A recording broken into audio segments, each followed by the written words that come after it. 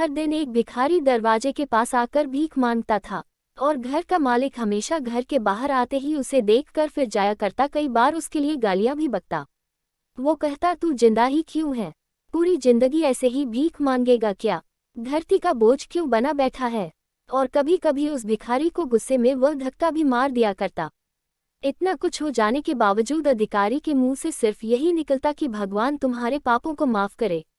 एक बार सेठ को धंधे में बड़ा नुकसान होने की खबर मिली। सेठ बहुत परेशान था कि तभी उसके दरवाजे पर वही भिखारी आया।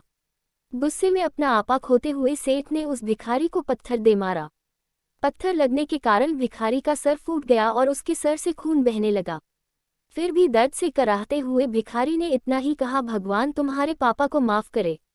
भिखारी वहां से चला गया। सेठ सोच में पड़ गए, भिखारी को पत्थर मारा फिर भी वो भिखारी वहां से चला गया। सेठ सोच में पड़ गए, भिखारी को पत्थर मारा फिर भी उसने सिर्फ प्रार्थना की। सेठ का गुस्सा शांत हुआ, शेर का मन शांत हुआ। भिखारी का रहस्य जानने के लिए सेठ ने भिखारी का पीछा करना शुरू कर दिया।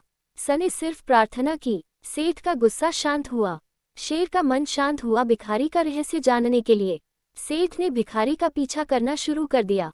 भिखारी जहां जहां जाता सेठ उसके पीछे जाता। सेठ ने देखा कि कोई उसको खाना देता, कोई उसको मारता, कोई अपमानित करता तो कोई गाली देता। लोग भिखारी के साथ चाहे जैसा व्यवहार करते, लेकिन भिखारी सबके लिए एक ही प्रार्थना करता, भगवान तुम्हारे पाप माफ करें। अब रात होने को आई थी। भिखारी अपने घर जाने के लिए लौटा। वो अपने घर पहुंच गया, लेकिन सेठ अब भी उसका पीछा कर ही रहा था। एक पुरानी टूटी हुई खटिया पर एक बूढ़ी औरत लेटी हुई थी, काफी कमजोर और बीमार लग रही थी। वह भिखारी की पत्नी थी। अपने पति को वापस आता देख वह खाट से उठ खड़ी हुई। पत्नी ने अपने पति के भीख वाले कटोरे में देखा, उसमें सिर्फ आधी बासी रोटी थी। उसे देखकर वह बोली, आज बस इतना ही मिला, और हाँ, आपके सिर से खून निकल रहा है, ये चोट कैसे लगी? बूढ़ा भिखारी बोला, आज बस इतना ही मिला, किसी ने कुछ दिया ही नहीं। सब ने गालियां दी और एक नए पत्थर भी फेंकना, इसीलिए मेरा सर फट गया। एक गहरी ठंडी सांस लेकर बूढ़ा भिखारी फिर से बोला, यह मेरे ही पापों का फल है। तुम्हें याद है कुछ सालों पहले हम कितने अमीर थे? क्या कुछ नहीं था हमारे पास? हमारे पास हर चीज जरूरत से ज्यादा थी, लेकिन हमने कभी दान नहीं किया। और उससे भी बुरा हमने उस अंधे भिखारी के साथ किया जो हमारे द्वार पर भीख मांगने आया करता था। बूढ़ी पत्नी की आंखों में आंसू आ गए। वह बोली, हाँ, हम उस बेचारे अंधे के साथ बहुत बुरा करते थे, उसका अपमान करते थे, उसे खाने के लिए रोटी की जगह कागज दिया करते, उसका मजाक उड़ाया करते और कभी कभी मारा भी करते। मैंने कभी उसको रास्ता नहीं दिखाए। एक बार मैंने उसके मुंह पर मिट्टी भी फेंकी थी और वह हमेशा दुखी होकर यही कहता कि भगवान तुम्हें तुम्हारे किए की सजा देगा, भगवान तुम्हारे पापों की सजा जरूर देगा। उसका श्राप सच हुआ और हम इस दुख भरी जिंदगी में आ गए।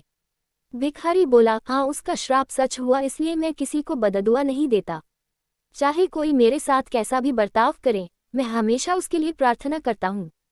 मैं नहीं चाहता कि कोई भी हमारे जैसे जिंदगी का अनुभव करे, किसी को भी हमारे जैसे दुखों का सामना करना पड़े। वो नहीं जानते कि वह कितना बड़ा पाप कर रहे हैं, इसलिए अनजाने में हुए पाप की ऐसी सजा किसी को भी मिले, मैं नहीं चाहता।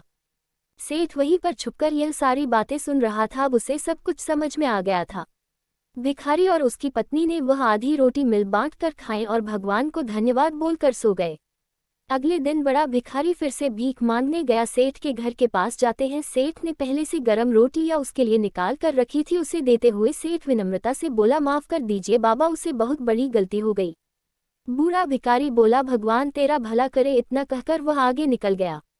इस कहानी से जो सीख लेने लायक है वह बड़ी ही सिंपल है कि आदमी चाहे किसी के बारे में बुरा कहे या भला करे, लेकिन भगवान सिर्फ कर्म के हिसाब से उसको फल देता है। क्या हुआ अगर भगवान नहीं दिखता है, लेकिन ये बात बिल्कुल सच है, उसके खाते में सबका हिसाब बहुत बहुत पक्का होता है। इसलिए जब किसी के लिए कुछ भी करो तो अच्छा ही करो। आपका कीमती समय देने के लिए दिल से शुक्रिया। कृपया मेरा चैनल सब्सक्राइब कर ले। धन्यवाद।